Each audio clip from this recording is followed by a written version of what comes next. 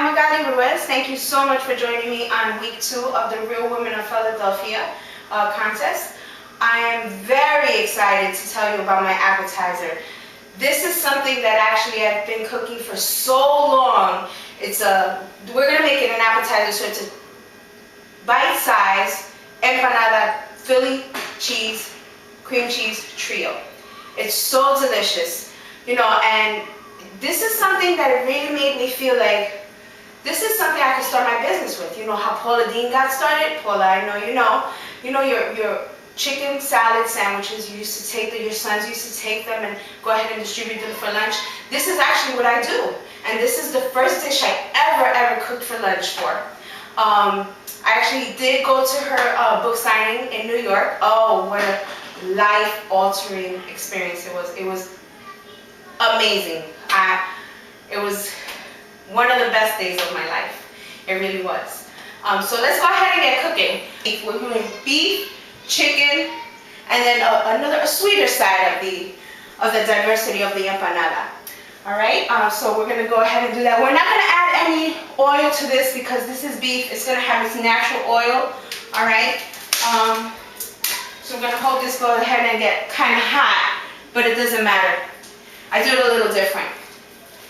One thing I gotta say is I really don't like to have greasy empanadas. I don't know if anyone has, but if you haven't tried one, please go out and have one. And then please, after you see this video, try mine and you'll see the difference. Okay, so we're gonna go ahead. This is about 1 pound of ground beef. Okay? We're gonna let this get a little hot. We're gonna run it off, let it halfway cook. No, we're not seasoning it yet. Don't worry. We really want to get rid of most of this fat. Okay, so just be patient with that. Let it sit there. We don't want to tear it up too much. Okay, and we'll let that sit. Okay, so now we have the beef is partially cooked. It's about halfway cooked. At this point, what I like to do is drain the fat that's already in there. So it's about halfway done. Okay, now we're just going to go ahead and remove this off the stove. Okay, we're actually using a pasta strainer, colander. Very handy. We're going to put this back. We're going to let that strain off. And here, we do have this pan. It's hot. It's already hot. We're going to add our sofrito mixture that we have done fresh. You could get this again frozen out. But for me, peppers, onions, garlic, freshly done at home, you can't beat it. And of course, cilantro is the main ingredient. So I'm doing about 1 tablespoon of it. We're gonna run that off again. This is just the pan being from the grease of the meat, okay? So it's about 2 tablespoons of cilantro. You're gonna let that cook off a little bit. Again, we haven't added any oil. We're just using this in its own natural oil.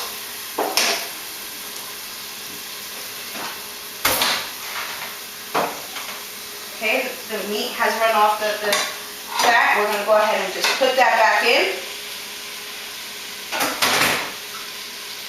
Okay, we're going to add a poundful of seasoning. This is essence. It's 1 poundful. It's half another poundful. We're going to use a little bit of adobo. We're going to do the equivalent of about 1 tablespoon of salt, just maybe a crack or 2. Now pepper. I'm going to be a little more generous with the pepper. We like the pepper. We're going to do about 1 teaspoon, 1 full teaspoon. I can smell that. I can smell all the flavors from the sofrito, the garlic, the onions, the cilantro. Okay, and we're just going to let that go ahead and cook. It's all cooking together. At this point, we're going to just add just a little bit of tomato sauce. Just going to give it that reddish color. Just a little bit though, a dabble. 1 ounce or 2. Not even. Okay, so we've had the meat cooking for a little bit. What I do again now, I'm going to strain, even though it's been seasoned and everything, we're going to go ahead and strain it again. This is extra stuff Extra grease, we don't really need. Give that a good toss.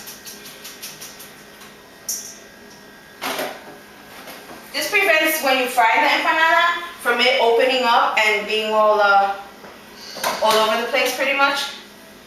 Okay. We leave some in there though. And then the piece de resistance, of course. We got 1, 2 tablespoons of cream cheese. We're just gonna stir that up, all right? And I'm gonna let that go ahead. We're gonna transfer that to another bowl and let that cool. And then I'm gonna go ahead and get ready to prepare the chicken.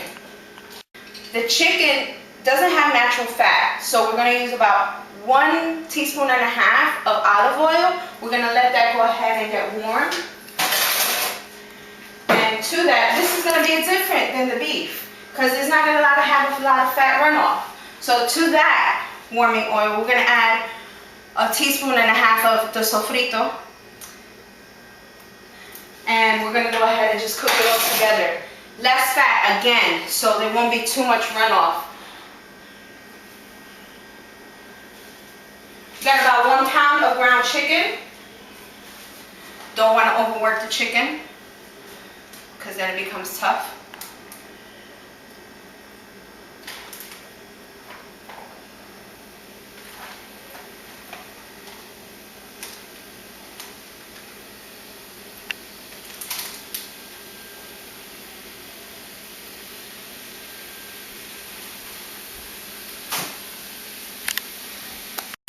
Okay, so we're going to add another poundful of essence. We're going to do some pepper, a couple of turns of the pepper. We'll do a little bit of the adobo. We're going to let this cook for a little longer. Let's not forget our 1 ounce of tomato sauce. Alright, we're going to go ahead and cook that up. We'll come back, I'll show you the finished product right before we put the Philadelphia cream cheese in. Okay, so we're back, and it looks like, as you can see, the chicken is already fully cooked. No drainage needed because there's no excess fat. I'm just going to go ahead and add the cream cheese to our mixture. And we're just going to go ahead and turn it, and we're going to go ahead and turn it and mix it all up. We're going to let it cool for a little while. We're going to do the same thing. We're going to transfer it to another location, and we're going to let it cool. And when we come back, I'm going to show you these great sides that I have, these sauces that we're going to be using as a dipping sauce to them while we're letting that cool. Stick right here with me. So we have these nice and creamy. We just want to add 1 twist of salt, 2 twists of pepper on both, all right? We're going to mix that up. We also want to just on top, after we mix up the cilantro one, we want to just put a cilantro right on top, just for garnish so you know which one you're getting into. We're going to refrigerate these, let them marinate, and then we're going to get ready to fork and fry and eat. So here we have the third party to our appetizers. This is a trio. This is guava paste. Guava is pretty hard to come by, but what we're going to do is 1/2 teaspoon of Philadelphia cream cheese, another 1/2 teaspoon.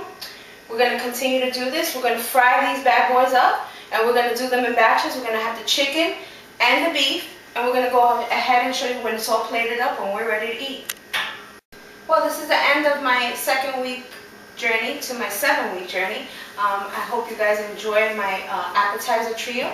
Here we have the chicken empanadas, bite size. This is the garlic with the lemon. The middle is the one with the guava paste and the cream cheese.